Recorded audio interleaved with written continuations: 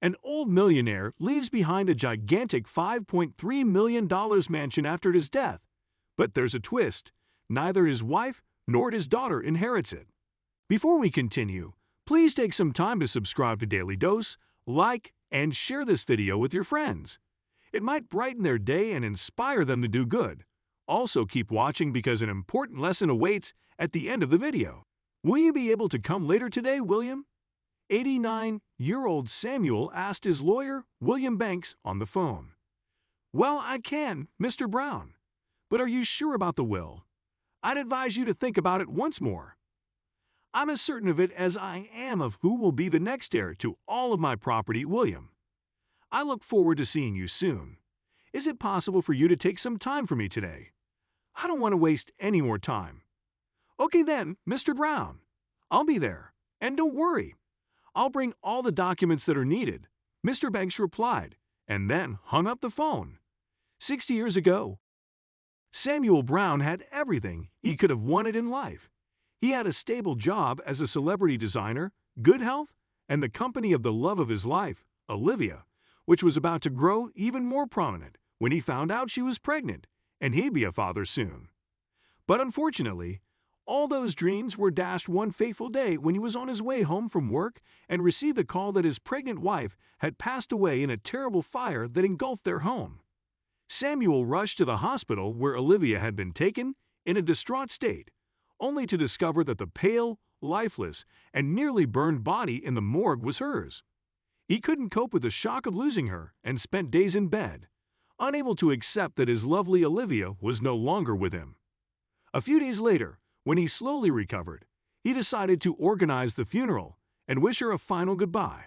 But after everyone left, he could feel the void again, the emptiness, as he gazed at the fresh mound of earth.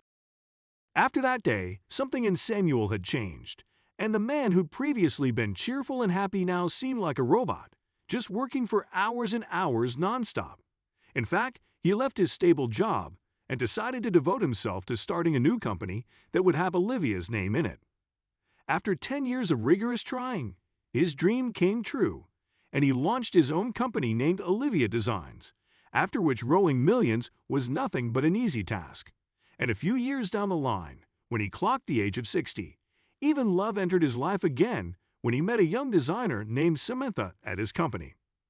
She was 25, way younger than him, but her hazel eyes and curly brown hair reminded him of young Olivia. Samuel undoubtedly fell for her in an instant, but Samantha saw his affection for her as the older millionaire's weakness and used his money to live her life to the fullest. Samuel was obviously no fool. He was well aware of everything, but he loved her so much that he closed his eyes to a lot of things, including her cheating on him. When Samantha became pregnant, Samuel felt like he was the happiest person on planet Earth. However, after the child was born, he realized the child wasn't his. The baby had no resemblance to him or Samantha, and the DNA test he secretly took of the baby confirmed his suspicions. But he never told Samantha about it, and instead lavished all of his love on the child, accepting her as his own. Little did the man know he was making the biggest mistake of his life. The present day, after Samuel got off the phone, he opened the phone's gallery and started scrolling through his and Olivia's pictures. They appeared sweet and happy, in contrast to his life, since he became bedridden and needed someone to look after him. As soon as Samantha had learned about Samuel's illness, both she and her daughter fled to a holiday destination in Florida, where they stayed in opulent hotels and enjoyed their lives, escaping the misery of caring for an older man. During this time, the only support and help Samuel ever got was from his house helper, Emma, who looked after him tirelessly, making several rounds of the medical stores, accompanying him to appointments, and rushing to his room on a single call to ensure she was available whenever her boss needed assistance. Things went on like that for 7 years. Emma was a single mother whose husband had abandoned her and her son because he didn't want to look after them. After that, she'd been wandering places looking for a job, but nobody had offered to hire her except Samuel, who not only gave her a job, but a small outhouse where she stayed with her son, Brian. Emma never wanted a lot from life. She just wanted to earn enough so that her son had a comfortable life, and ever since she'd started working for Samuel, that didn't seem like a problem. Unfortunately, problems arose only for Brian, and that was after Emma died in a car accident while returning from the market after purchasing some medicines for Samuel. Poor 4-year-old Brian became an orphan in an instant, and his entire world came crashing down around him. So that evening, when Samuel met Mr. Banks, he decided to write his will and repay Emma's kindness. He bequeathed his gigantic $5.3 million mansion to Brian and the remainder of his estate to charity, leaving nothing for his greedy wife and daughter.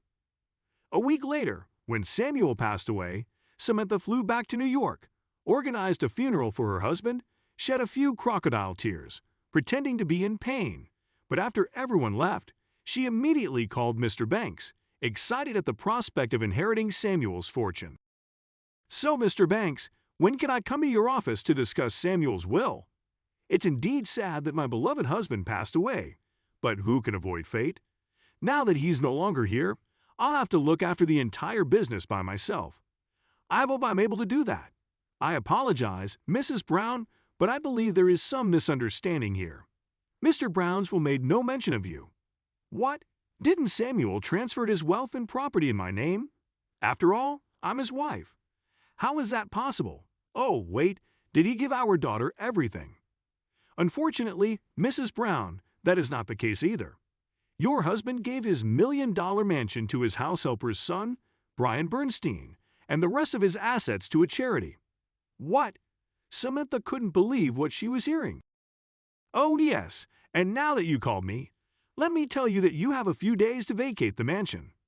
I was planning on paying you a visit a few days later, assuming you'd be upset about your husband's death, but seeing your excitement, I don't think that's the case. Mr. Brownsville says that you have a week after his death to vacate his home. Since 4 days are already gone, I'd advise you to hurry. Mr. Banks said and hung up. Samantha couldn't contain her anger when she got off the phone. She decided she'd sue the orphan boy, but it was all for naught. The lawyer who agreed to take her case duped her and extorted all of her savings. He promised her he'd win the case for her, but he could never gather enough evidence for her case, telling her it was difficult and he needed more money to pay to sources. Eventually, she lost the case, and in the end, she and her daughter became homeless and impoverished.